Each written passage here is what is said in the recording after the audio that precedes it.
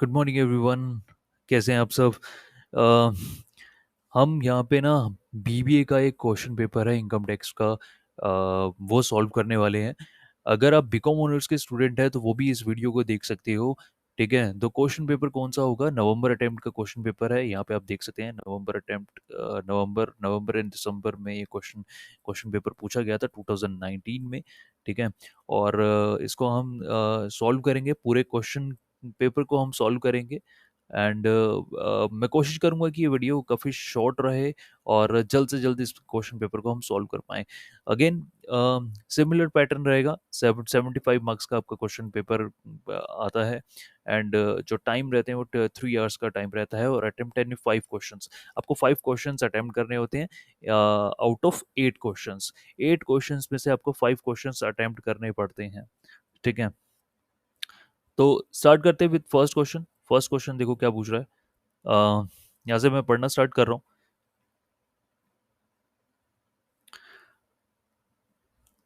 क्या लिखा हुआ है?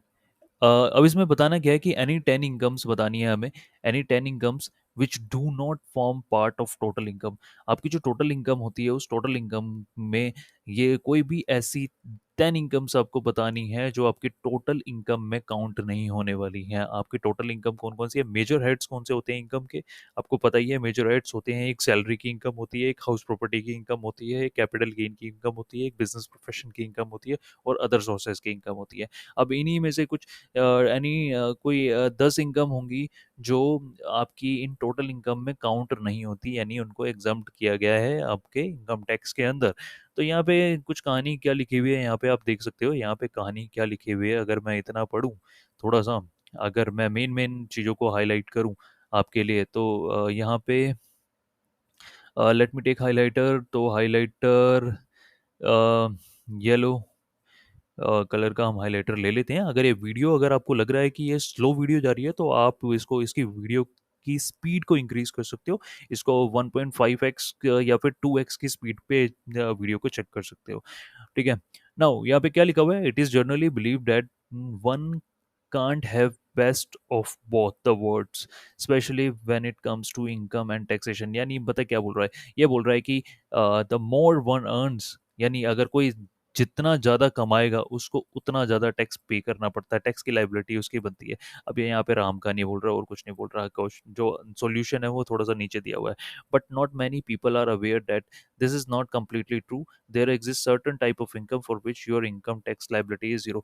यहाँ पे पहले क्या इसने बोल दिया? पहले ये बोल दिया, पहले आपने थोड़ी सी राम कहानी ये बोली कि जो मतलब जितना ज़्यादा जो कमाएगा उतना ज़्यादा उसको टैक्स पे करना पड़ेगा। फिर उसके बाद बोल रहा है कि नहीं नहीं, कुछ इनकम ऐसी भी होती है जिसमें आपको जरा भी टैक्स देने की जरूरत नहीं है। यहाँ पे यही लिख बोल रहा है कि not many people are aware that this is not completely true, and there exists certain type of income which income tax liability is zero, जहाँ पे इनकम टैक्स की लाइबिलिटी क्या होगी? आपकी जीरो मानी जाएगी।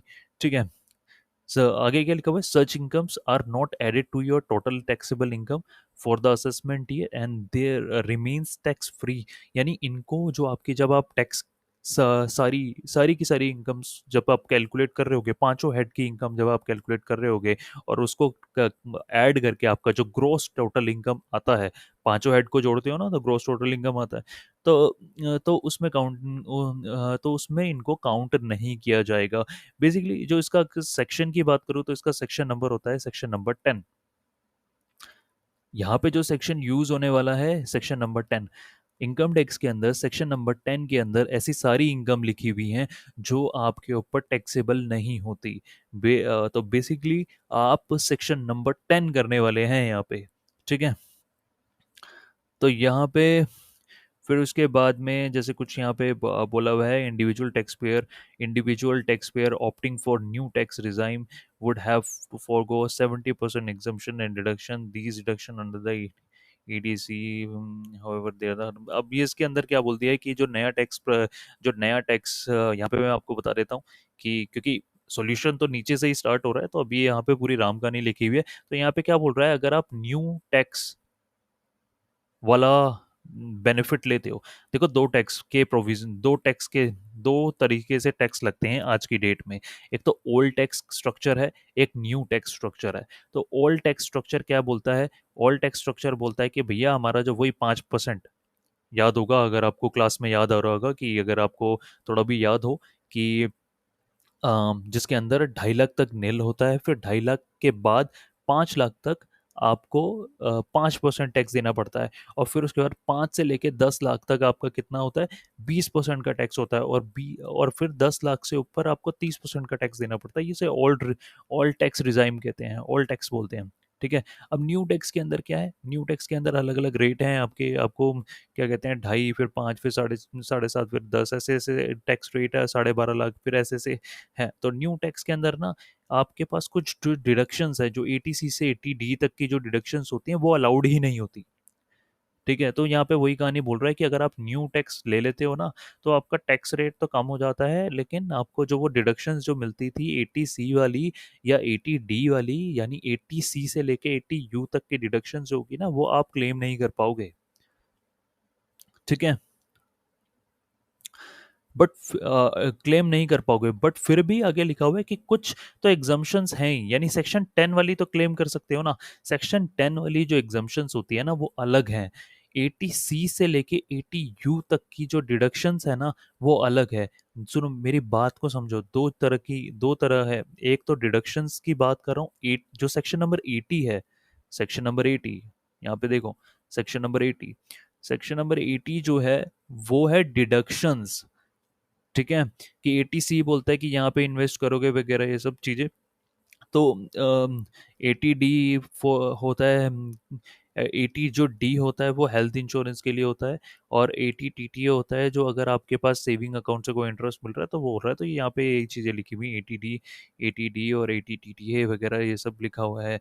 तो आप अगर न्यू टैक्स रिजाइम में जाते हो तो आपको ये लेस करने के लिए नहीं, ये मना कर देता है कि आपको आप लेस नहीं करा सकते, वेरएज ऑल टैक्स स्ट्रक्चर में आप लेस करा सकते थे। ठीक है। तो यहाँ तक कहानी आई थिंक आपको समझ में आ गई होगी। उसके बाद अ, अच्छा, यहाँ पे मे भी हो सकता है कि आपको थोड़ा सा मैं रिमाइंड करा देता हूँ, इस वीडियो को थोड़ा सा हो सकता है ये लंबी वीडियो बन जाए। मैं आपको एक बारी रिमाइंड करा देता हूँ, एक बारी याद करना, एक बारी स्क्रीन पे देखो, एक बारी याद करो। आपके पास GTI कैसे कैलकुलेट होता था? आपकी सैलरी की इनकम होती थी, आपकी सैलरी की इनकम होती थी। ठीक है। यहाँ पे मैं लिख रहा हूँ, यहाँ पे आपकी आपकी सैलरी की इनकम होती थी। फिर उसके बाद आपकी कौन सी इनकम होती थी? हाउस प्रॉपर्टी की इनकम होती थी। आपकी कौन सी इनकम होती थी? कैपिटल गेन होती थी। बिजनेस प्रोफेशन होता था। और बचा क्या? Other sources. अदर सोर्सेस की इनकम होती थी। इन सारी इनकम को क्या करते थे, अब जब आप टोटल करते थे, सारी इनकम का जब आप टोटल करते थे, तो यहाँ पे क्या आ जाता था आपका? आपका GTI आ जाता था, ग्रोस टोटल इनकम आ जाता था। ये याद करो, ऐसा होता था, बिल्कुल होता था। ठीक है। ग्रॉस टोटल इनकम आ जाता था, यहाँ पे आपको इन सब का टोटल करके आपका ग्रॉस टोटल इनकम आता था। फिर इसमें से आप लेस करते थे डिडक्शंस, आपको याद होगा मैंने फर्स्ट चैप्टर में ही करवाया था। डिडक्शंस यहाँ पे करते थे आप। डिडक्शन मैंने याद करवाया था आपको, deduction under section 80C to 80U, मैंने सेक्शन भी याद करवाया था कि सेक्शन 80C से लेके 80D, 80C से लेके 80U तक की कुछ डिडक्शंस हैं जो लेस होंगी। और ये वो डिडक्शंस थी कि अगर आपने कुछ इन्वेस्टमेंट वगैरह की है, या फिर आपका मेडिक्लेम है, आपका लाइफ इंश्योरेंस वगैरह है, तो वो सारी चीज़ें आपकी लेस हो जाती थी। है ना? फिर उसके बाद आपका मतलब ये लेस करने के बाद, ये चीज़ें आप लेस करते थे, उसके बाद आपका क्या आता था? आपका नेट टैक्सेबल इनकम आ जाता था। सही बोल रहा हूँ ना मैं? यही होता था, नेट टैक्सेबल इनकम आ जाता था। इसे नेट टैक्सेबल इनकम कहते थे। ठीक है। अब ये अब यहाँ पे जो मैं क्या समझाना चाहता हूँ, यहाँ पे मैं ये समझाना चाहता हूँ कि ये है डिडक्शन। डिडक्शन और एग्जम्पशन में फ़र्क क्या है?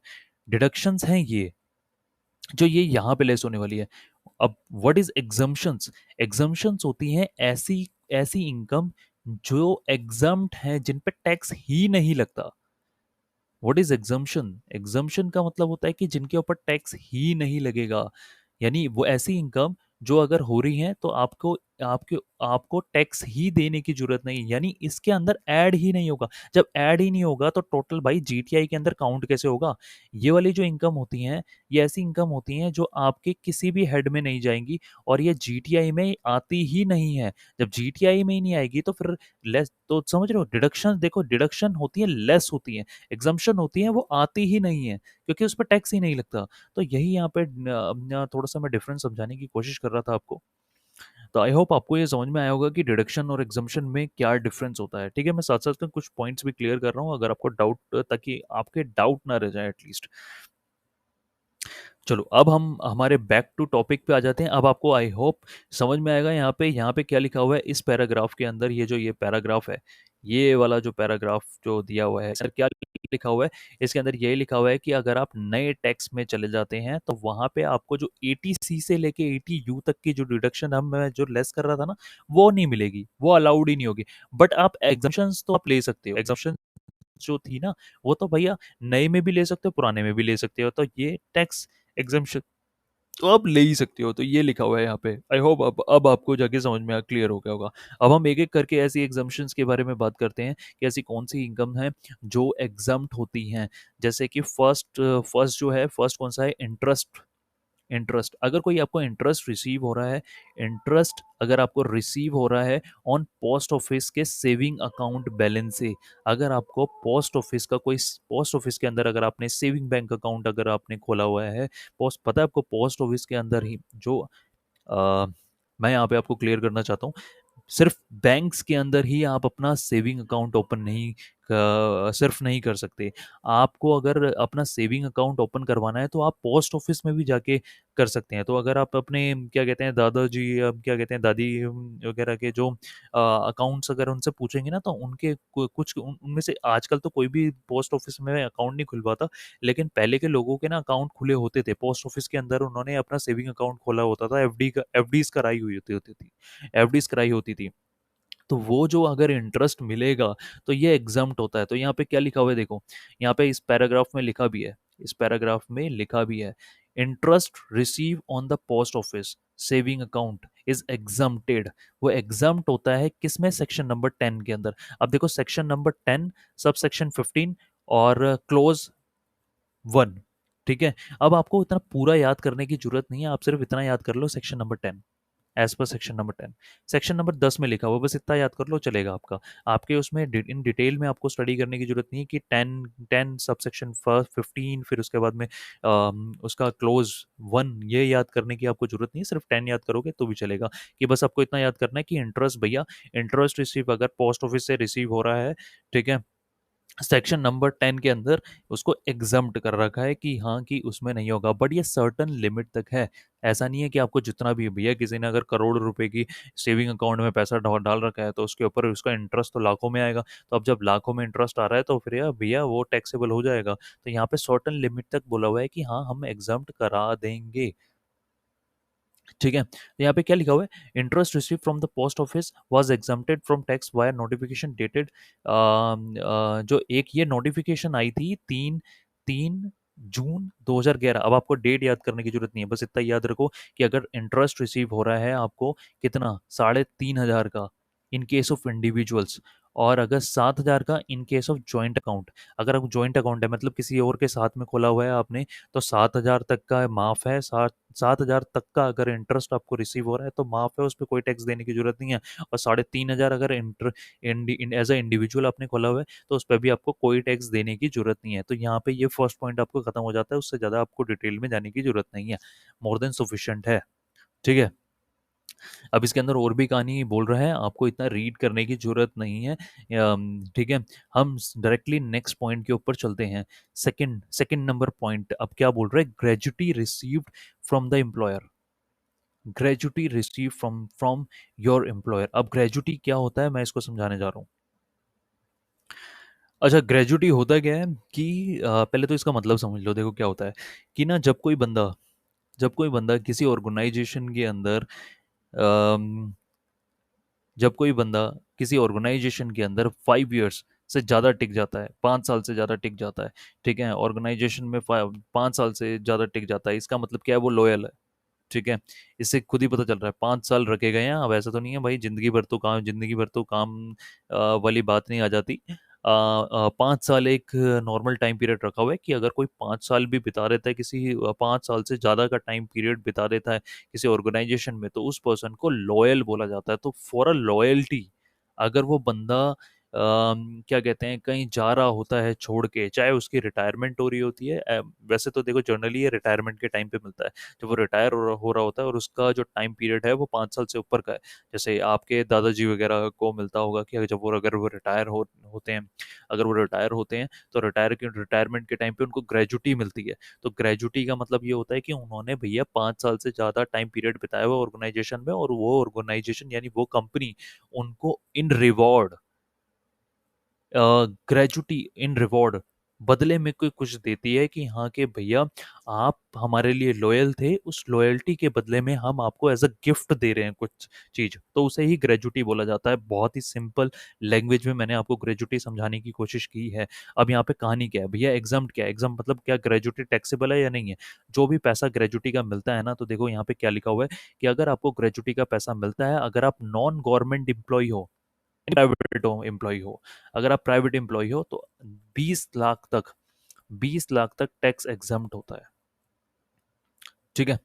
20 लाख तक एग्जाम्ड है, यानी अगर आपको ग्रेजुटी मिल रही है, 10 लाख ग्रेजुटी मिल रही है, कोई टैक्स देने की जरूरत नहीं है, ठीक है। आपको 20 लाख तक की मिल रही है, कोई टैक्स देने की जरूरत नहीं, बट 20 लाख से ऊपर मिलेगी तो भैया आपको टैक्स देना पड़ जाएगा, ठीक है। और फॉर गवर्नमेंट एम्प्लॉय, अगर गवर्नमेंट एम्प्लॉय हो आप, तो फिर तो जितनी मर्जी आपको ग्रेजुटी मिले, वो तो सारी की सारी टैक्स एग्जाम्ड ही है। तो ये यहाँ पे देखो लिखा हुआ है irrespective of the amount receive by the, government employee के लिए लिखा हुआ है कि गवर्नमेंट एम्प्लॉय को चाहे कितनी भी ग्रेजुटी मिले, वो तो एग्जाम्ड ही होती है, ठीक है। अब आगे क्या लिखा हुआ है, आगे ये लिखा हुआ है कि नए टैक्स प्रोविजन के अंदर भी यही बोला हुआ है कि नए टैक्स प्रोविजन के अंदर यहाँ पे ये यहाँ पे जो कहानी बोल रहा है वो नए टैक्स प्रोविजन में भी यही है कि 20 लाख तक एग्जम्प्ट है प्राइवेट ऑर्गेनाइजेशन, जो प्राइवेट एम्प्लॉयज़ के लिए और गवर्नमेंट एम्प्लॉयज़ के लिए। तो भैया क्या कहते हैं, कोई लिमिट नहीं है। और उसके बाद में ये भी लिखा हुआ है कि अगर कोई ग्रेजुटी आपको रिसीव होती है due to death of the employee, will remain tax exempt in the new tax structure as well without any maximum limit। अब यहाँ पे क्या लिखा हुआ है कि यार अगर मान लो कोई कोई भी ऐसा एम्प्लॉय है, उसकी डेथ हो जाती है, बट ऐसा थोड़ी होगा कि उसकी ग्रेजुटी मर जाएंगी। अब 10 साल से, मान लो 5 साल से तो ज़्यादा का टाइम पीरियड उसको हो चुका था और उसकी डेथ हो गई, तो उसकी अब जो ग्रेजुटी मिलेगी ना, उसकी फैमिली को मिलेगी, तो फैमिली को भी जो मिलेगी ना, वो भी टैक्स एग्जम्प्ट ही होगी, इवन न्यू स्ट्रक्चर में भी और पुराने स्ट्रक्चर में भी। तो यहाँ पे देखो न्यू स्ट्रक्चर का भी थोड़ा सा रिलेवेंस ये ले रहा है, अगर आप देख रहे होगे कि दो टैक्स स्ट्रक्चर है ना, न्यू, अभी न्यू वाला आया हुआ है और ओल्ड वाला आया हुआ है, तो दोनों ही चल रहे हैं साइमल्टेनियसली। अब आ जाओ कहानी नंबर 3। अब ये क्या बोल रहा है, ये amount receive on maturity of life insurance. देखो हम जितनी भी हम जो अपनी लाइफ इंश्योरेंस करवाते हैं ना, लाइफ इंश्योरेंस पॉलिसीज वगैरह लेते हैं, अगर जो पॉलिसी का जो अमाउंट, जब वो मैच्योर हो जाती है पॉलिसी, ठीक है, जैसे आपके पेरेंट्स लेते होंगे, आपको पता होगा कि एलआईसी के प्रीमियम वगैरह पे करते होंगे, तो भैया अभी वो प्रीमियम पे कर रहे हैं, तो उन्होंने एलआईसी पॉलिसी ली होगी मान लो 20 साल के लिए, तो 20 साल जैसे ही कंप्लीट हो जाएंगे ना, तो वो पॉलिसी है वो मैच्योर होगी। यानी मैच्योर का मतलब हो गया कि जितना पैसा जो उसके अंदर पड़ा होगा, जो जुड़ के पड़ा होगा, वो आपको वापस मिलेगा, तो विद इंटरेस्ट वगैरह मिलेगा, तो वो सारा का सारा ना वो एग्जाम्प्ट होता है, टैक्सेबल नहीं होता, ठीक है। ये तो बहुत ईजी था, ये आप लिख सकते हो। अब एम्प्लॉयर्स कंट्रीब्यूशन, एम्प्लॉयर ध्यान से देना, यहाँ पे लिखा हुआ है कि एम्प्लॉयर का यानी मालिक का कंट्रीब्यूशन टू ईपीएफ और एनपीएस अकाउंट। ईपीएफ क्या होता है, एम्प्लॉय प्रोविडेंट फंड।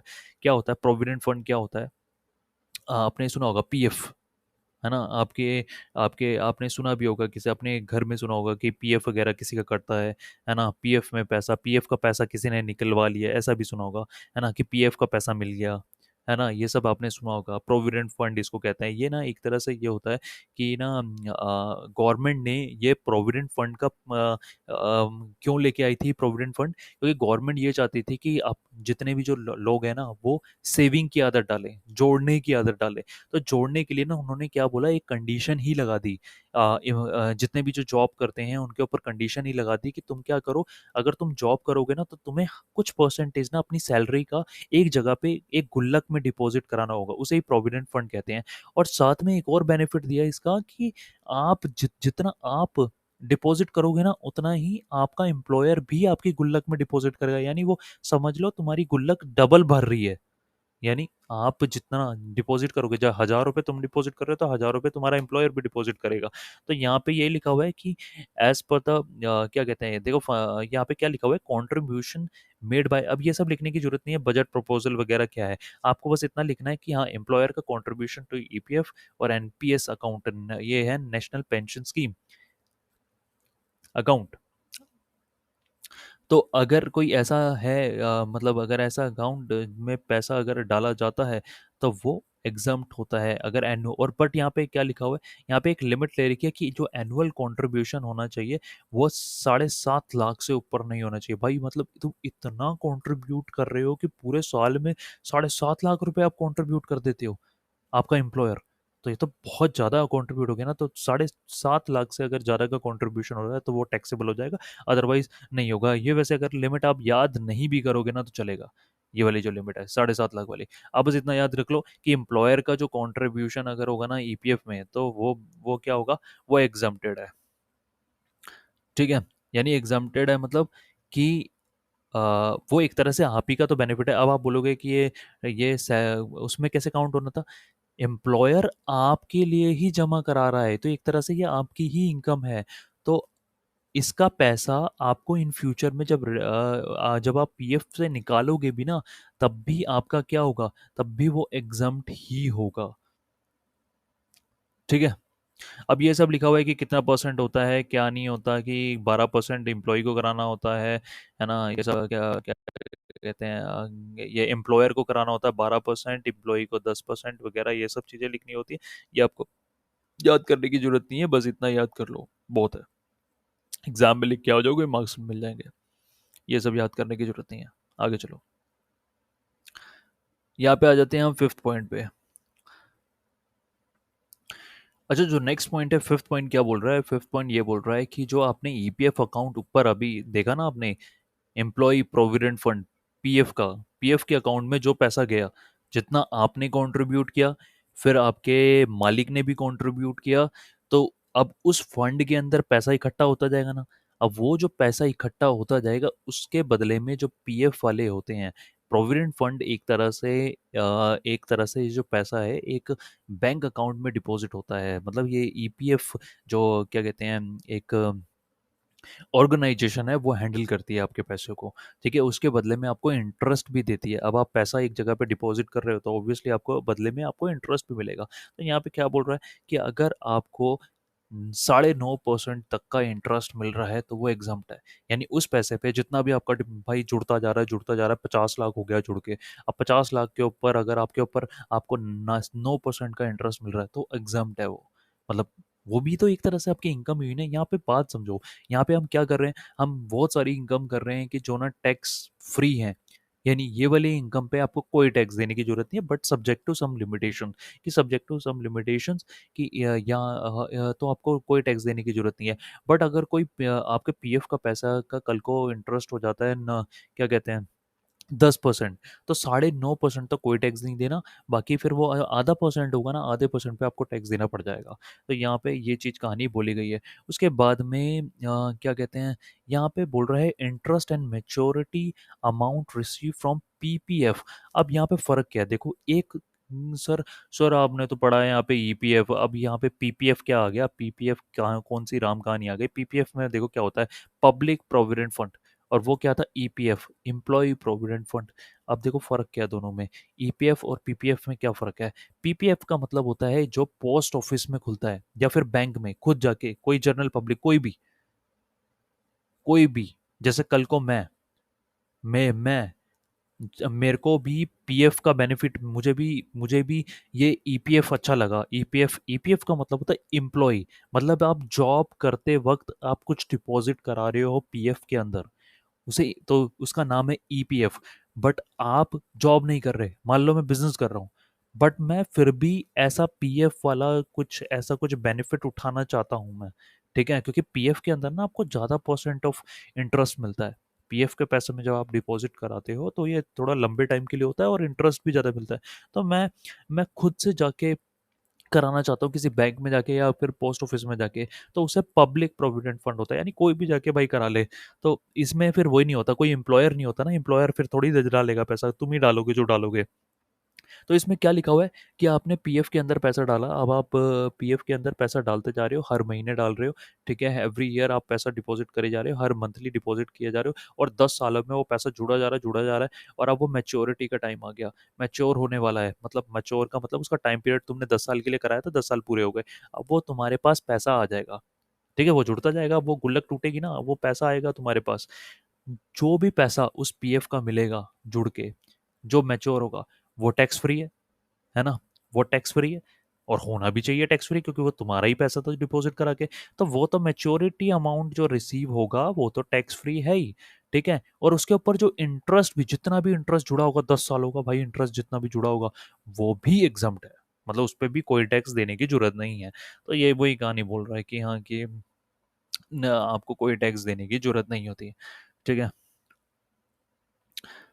अब आगे चलते हैं यहाँ पे सेवेंथ पॉइंट पे। सेवेंथ पॉइंट क्या बोल रहा है कि interest and payment receive from the Sukanya Samriddhi Yojana. अब ये क्या योजना है, यहाँ पे एक बार ही पढ़ लेते हैं। इंडिविजुअल, अगर कोई इंडिविजुअल है investing in Sukanya Samriddhi Yojana for their girl child will continue to receive tax exempted interest in the account under the new tax regime, and further the payment proceed received from the scheme account will remain exempted from tax। ठीक है, अब एक बार ही ना इसको, एक ये वाली scheme को अगर आप पढ़ना चाहते हो ना, गर्ल्स के लिए स्कीम आई हुई थी, ठीक है, अब मुझे भी ज़्यादा इसको डेप्थ में इसको पढ़ना पड़ेगा कि ये स्कीम क्या थी, बट अभी इतना समझो कि हाँ, कि अगर आप पढ़ना चाहते हो तो एक बार गूगल कर लेना कि सुकन्या समृद्धि योजना किस लिए आई थी। बेटर गर्ल्स जानती होंगी इसको, भैया हम तो लड़के हैं, हमें तो पता ही नहीं है स्कीम के बारे में क्या है, ठीक है। तो ये स्कीम आई भी है कि अगर इस स्कीम में अगर आप पैसा लगाते हो, ये बैंक्स वगैरह में आपको स्कीम मिल जाएंगी, बैंक से पोस्ट ऑफिस में मिल जाएंगी। अब आप इस यहाँ पे ये जाते हो बैंक में और बोलते हो भैया इस स्कीम में मुझे पैसा लगाना है, इन्वेस्ट करना है, यानी अपना इन्वेस्ट कर देते हो। जनरली ये क्या था कि अपना गर्ल चाइल्ड के लिए था कि अगर आपके घर घर में गर्ल चाइल्ड पैदा होती है तो उस आप क्या करते हो, स्टार्टिंग से ही उसके लिए इन्वेस्ट करते हो, तो आपको उसका बेनिफिट मिलता है, ठीक है। गवर्नमेंट भी सपोर्ट करती है कि हाँ कि ये पहले था कि हाँ कि डिस्क्रिमिनेशन होता था गर्ल में, तो फिर गवर्नमेंट उसको प्रमोट करने के लिए कि गर्ल्स चाइल्ड अच्छी बात है, तो उसके लिए ये ऐसी स्कीम्स निकालती है। बहुत सारी स्कीम्स आपने सुनी भी होगी, स्कूल के अंदर काफ़ी स्कीम मिल रही हैं आजकल, गवर्नमेंट स्कूल में बहुत फैसिलिटीज़ मिल रही हैं। तो वही है कि अगर आपने इंडिविजुअल, एज ए इंडिविजुअल आपने कुछ SSY के अंदर अगर आपने इन्वेस्ट किया है, तो उसमें जो भी इंटरेस्ट मिलेगा आपको, या फिर उसके बदले में वो जो जब वो मैच्योर हो जाएगी, वो स्कीम मैच्योर स्कीम हो जाएगी, तब आपको जो पेमेंट मिलेगी वो भी क्या होती है, टैक्स एग्जम्प्टेड है। यानी टैक्स एग्जम्प्टेड का मतलब हो गया उस पर कोई टैक्स देने की जरूरत नहीं है। अब बार बार एग्जाम्प्ट का मतलब समझ रहे हो मैं क्या कह रहा हूँ? एग्जाम्प्ट का मतलब है तुम ये जो पांचों हेड है ना, पांचों हेड वाली इनकम है, salary, house property, business, profession, capital gain, इनमें से किसी में डालोगे ही नहीं। जब डालोगे ही नहीं तो फिर ग्रोस टोटल इनकम में जाएगी ही नहीं, तो हटाने का सवाल ही नहीं उठता ना। तुम जब उसको ऐड ही नहीं करोगे तो हटाने का सवाल कहाँ उठता है? डिडक्शन का तो मतलब था कि लेस करना, ठीक है। अब आ जाओ 8 पॉइंट पे। Payment receive from the NPS account. NPS account, national pension pension scheme. अब क्या होता है कि lump sum amount receive at the time of maturity, जब आपको जो भी एनपीएस एनपीएस देखो क्या होता है आजकल ना, अब जब भी आप कहीं जॉब करोगे, देखो मैं आपको एक बात बताता हूँ, इसको समझाता हूँ व्हाट इज एनपीएस। जब भी आप जॉब करोगे ना आजकल, जब आप जॉब करते हो, कोई भी बंदा अगर जॉब करता है, देखो उसको तीन चीज़ें ना, तीन तरह की चीज़ें आपने सुनी होगी जनरली।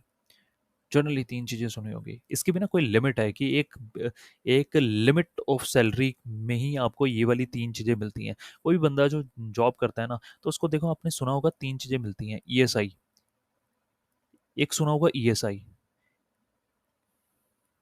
एम्प्लॉय स्टेट इंश्योरेंस, इसमें क्या होगा कि यह इसमें क्या है, ये मेडिकल फैसिलिटी एक तरह से दे रखी है। अगर कोई जॉब करता है, आपको पता होगा कि एक ईएसआई मिलती है, ठीक है। इसमें क्या होता है कि आपको ये मेडिकल फैसिलिटी होती है। इसमें इससे इससे रिलेटेड, ईएसआई से रिलेटेड जितने भी हॉस्पिटल्स होंगे, आप जाके वहाँ पे जाओ और अपना ट्रीटमेंट करा लो, है ना। आपने सुना होगा एक बेनिफिट मिलता है आपको ईपीएफ का, एम्प्लॉय प्रोविडेंट स्कीम, अभी मैं पढ़ा चुका हूँ उसको। ईपीएफ क्या है, ठीक है। यानी आप एक गुल्लक में अपना पैसा डिपॉजिट करते हो। एक होता है एनपीएस, एनपीएस एक जो यानी आपकी सैलरी का जो पार्ट होता है ना, आपकी मंथली सैलरी का पार्ट, एक पार्ट चला जाता है ईएसआई में, एक पार्ट चला जाता है ईपीएफ में, एक पार्ट चला जाता है एनपीएस में। अब एनपीएस क्या होता है? एनपीएस ये होता है कि गवर्नमेंट, पता है क्या बोलती है? गवर्नमेंट ये बोलती है कि भैया, क्या कहते हैं, एक तो फ्री वाली पेंशन आपने सुनी होगी कि जो क्या कहते हैं, जो बुजुर्ग होते हैं, जो फ्री वाली पेंशन मिलती है गवर्नमेंट सारे बुजुर्गों को, जो जॉब जो अर्न नहीं कर रहे हैं, उनको, उनके पास अर्निंग इनकम नहीं है, ठीक है, तो उनको गवर्नमेंट फ्री एक तो पेंशन पेंशन देती है। लेकिन एनपीएस क्या है? एनपीएस ये है कि देखो, अगर आप कहीं जॉब कर रहे हो, अभी से ही जॉब कर रहे हो, आपकी एज 25 ईयर ओल्ड है, ठीक है, आप अभी से ही जॉब कर रहे हो या 25 से कम है, आप जॉब कर रहे हो, तो गवर्नमेंट पता है क्या चाहती है? गवर्नमेंट चाहती है कि आप ना अपना कुछ पैसा अपनी सैलरी का थोड़ा, जब से आप जॉब कर रहे हो, स्टार्ट कर रहे हो जॉब, ठीक है, 20 साल से, 21 साल से, 22 साल से, जब भी कर रहे हो, आप ना थोड़ा थोड़ा पैसा ना एक ना एनपीएस अकाउंट में, ठीक है, नेशनल पेंशन स्कीम में, एक अकाउंट में ना डिपॉजिट करते रहो। अब ये जुड़ता जाएगा, जुड़ता जाएगा, जब तक आप रिटायर होगे ना, यानी 60 साल के पहुंचोगे, ये पैसा इतना इकट्ठा हो जाएगा। फिर उसके बाद ना क्या कहते हैं, जब आप eight the time of retirement, यही पैसा ना फिर अब इसी अकाउंट से ना आपको थोड़ा थोड़ा पैसा, जब तक आप, अब आप रिटायर हो गए, अब आपको यानी एनपीएस वाले ही क्या करेंगे, आपको पैसा लौटाएंगे वापस, यानी एज अ पेंशन देंगे। यही क्या कहते हैं, इनके पास पैसा जुड़ जाएगा सारा का सारा, फिर ये क्या करेंगे, आपको पेंशन देंगे, जितना भी जुड़ेगा जुड़ेगा उसी के बेसिस पे आपको पेंशन दी जाएगी, ठीक है। तो ये होता है। तो यहाँ पे वही बोल रहा है कि अगर आप एनपीएस अकाउंट में अपने पैसा डलवाया हुआ है, वहाँ से आप क्या कहते हैं, आप क्या कहते हैं, जो अमाउंट अगर रिसीव होता है आपको eight the time of maturity, ठीक है, विल बी टैक्स फ्री। यानी ये क्या होगा कि आप जब आप रिटायर हो जाएंगे, तो रिटायरमेंट के टाइम पे आपको ये पैसा मिल जाएगा, और वो पैसा आप अपने रिटायरमेंट के बाद आप यूज़ कर सकते हैं, एज अ पेंशन यूज़ कर सकते हो, ठीक है। तो वो भी एग्जाम्प्ट होता है।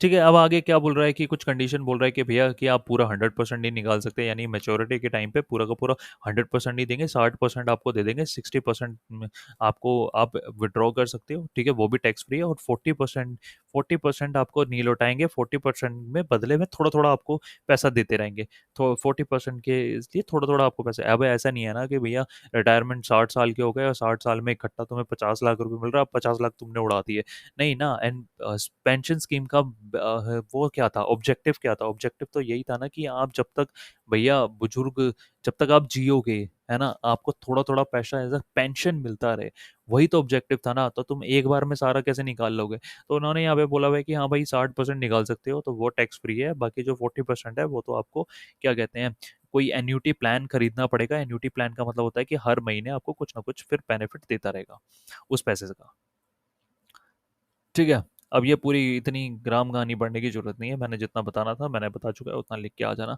बहुत है। अब आ जाओ गिफ्ट। अब क्या बोल रहे हैं, गिफ्ट फ्रॉम एम्प्लॉयर। अब यहाँ पे ना बताइए, सैलरी के अंदर भी मैंने पढ़ाया होगा, आई थिंक आपको आपको याद हो तो, कि अगर कोई गिफ्ट मिल रहा है आपको एम्प्लॉयर से, एम्प्लॉयर से मिल रहा है गिफ्ट, आपके मालिक से गिफ्ट मिल रहा है, वो भी 5,000 तक का, 5,000 तक का अगर आपको गिफ्ट मिल रहा है, तो वो क्या होगा, वो एग्जाम्प्ट होगा, आपको कोई टैक्स देने की जरूरत नहीं, इवन न्यू में भी और एग्जिस्टिंग में भी। यानी जो नए वाले टैक्स का जो स्ट्रक्चर आया है और पुराने टैक्स का स्ट्रक्चर आया है, दोनों में ही 5,000 तक का जो अगर कोई गिफ्ट मिला है आपको, तो वो एग्जाम्प्ट होगा।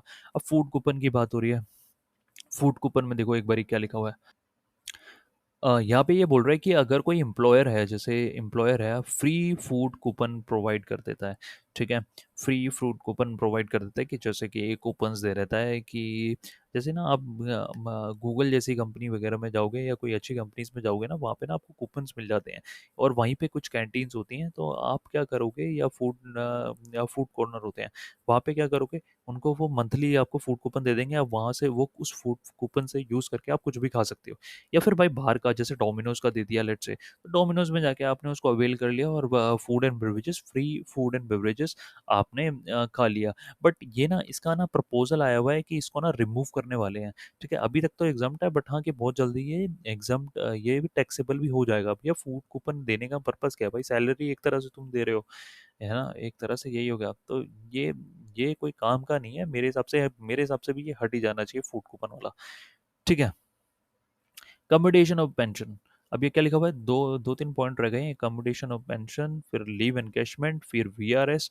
बस ये 13 पॉइंट्स हैं, जिसमें से कोई भी 10 आपको लिखने हैं। अब इसको फटाफट क्लियर कर लेते हैं। अजय, एक चीज़ याद रखना, आपको इन 13 पॉइंट में से कोई भी 10 पॉइंट लिखने हैं, तो जो भी आपको बेटर तरीके से याद हो पा रहा है, समझ में आ रहा है, तो वो आप लिख सकते हैं, वो कोई भी पॉइंट हो सकते हैं। अब देखो कम्यूटेशन ऑफ पेंशन क्या है। कम्यूटेशन ऑफ पेंशन ये है कि जो पेंशन आपको मिलने वाली है फ्यूचर में, पेंशन देखो क्या होता है, मंथली मिलती है। ठीक है, अगर आप उसको लमसम पेमेंट में कन्वर्ट करा लेते हो, ठीक है, लमसम पेमेंट में आप बोल देते हो कि नहीं नहीं, मुझे तो जैसे कि कुछ कुछ ऑर्गेनाइजेशन होती है कि यार, कि आप गवर्नमेंट के भी कुछ कंपनीज में आपने देखा होगा कि गवर्नमेंट के जैसे एयरफोर्स के जो एम्प्लॉयज़ होते हैं, ठीक है, उनको ना काफ़ी अच्छी, अगर कोई बड़ी पोस्ट पे है या आर्मी का कोई बड़ी पोस्ट पे बंदा है, तो उसको क्या मिलती है, उसको पेंशन मिलती है, अच्छी खासी पेंशन मिलती है, लाख 1.5 लाख पेंशन मिलती है।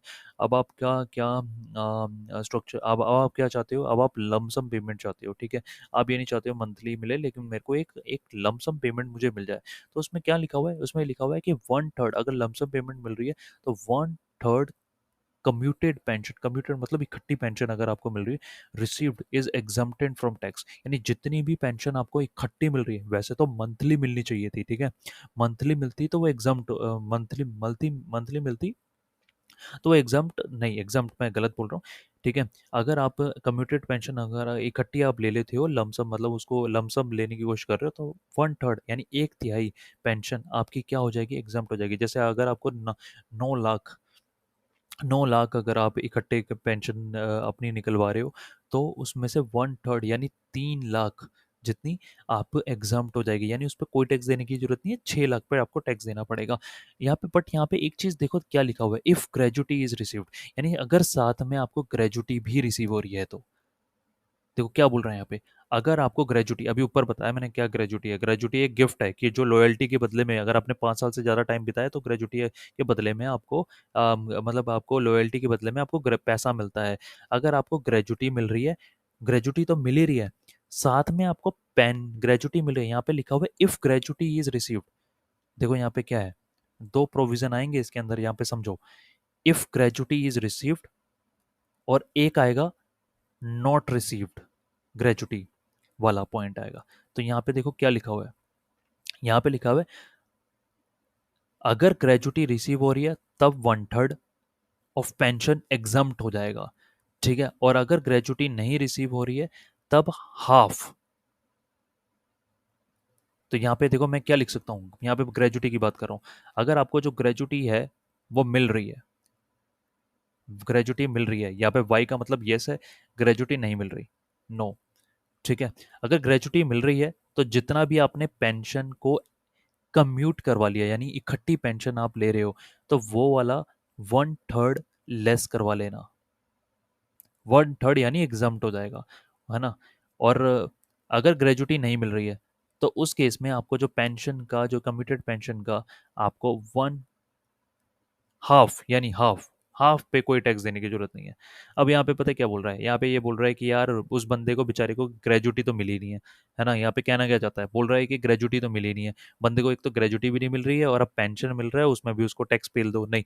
तो उसमें क्या बोल दिया उन्होंने कि अगर आपको बेचारे को ग्रेजुटी नहीं मिली, तो कम से कम आधी पेंशन जो कम्यूटेड बेसिस पे, यानी इकट्ठी पेंशन जो उसको मिल रही है ना यार, कोई बंदा कम्यूटेड पेंशन कब करवाएगा? जब उसको पैसे की ज़रूरत होगी ना। अब उसको पैसे की ज़रूरत है, तुम उसको टैक्स लगा दोगे तो क्या? तो यानी इन्होंने बोल दिया कि भाई हाफ इनकम पे टैक्स ही मत लगाओ, यानी हाफ पे लगाओ। अगर 9 लाख मिल रही है तो 4.5 लाख पे ही 4.5 लाख पे आपको टैक्स देना पड़ेगा। बट वेयर एज अगर आपको ग्रेजुटी मिल रही है तो आप भैया अलग से उसका पैसा मिल रहा है ना, ठीक है? तब भाई गवर्नमेंट क्या बोलती है, तब इनकम टैक्स डिपार्टमेंट बोलता है कि भैया देख तेरे को ग्रेजुटी मिल रही है और इसके अलावा तू पेंशन भी ले रहा है, तो अब तेरे को नहीं छोड़ेंगे, अब तेरे को सिर्फ 1/3 का ही बेनिफिट देंगे, यानी 1/3 पे कोई टैक्स देने की जरूरत नहीं है। बाकी जो पेंशन का जो अमाउंट होगा, यानी 9 लाख अगर कम्प्यूटेड पेंशन है आपकी, तो उसमें से 3 लाख पे कोई टैक्स देने की जरूरत नहीं, बाकी 6 लाख पे टैक्स देना पड़ जाएगा। ठीक है। अब आ जाओ लीव एनकैशमेंट। लीव एनकैशमेंट क्या होता है? At the time of retirement many company offer the payment in lieu of leaves that are not taken. Leave encashment देखो होता क्या, लीव लीव का मतलब होता है छुट्टियां लेना, और एनकैशमेंट, एनकैशमेंट का मतलब होता है उनको एनकैश करवा लेना ऑन रिटायरमेंट। देखो कहने का मतलब क्या है, जैसे कि मान लो मैं जॉब कर रहा हूँ, है ना, मैं जॉब कर रहा हूँ और मैं बहुत ही डेडिकेटेड एम्प्लॉय हूँ और मैं छुट्टी लेता ही नहीं।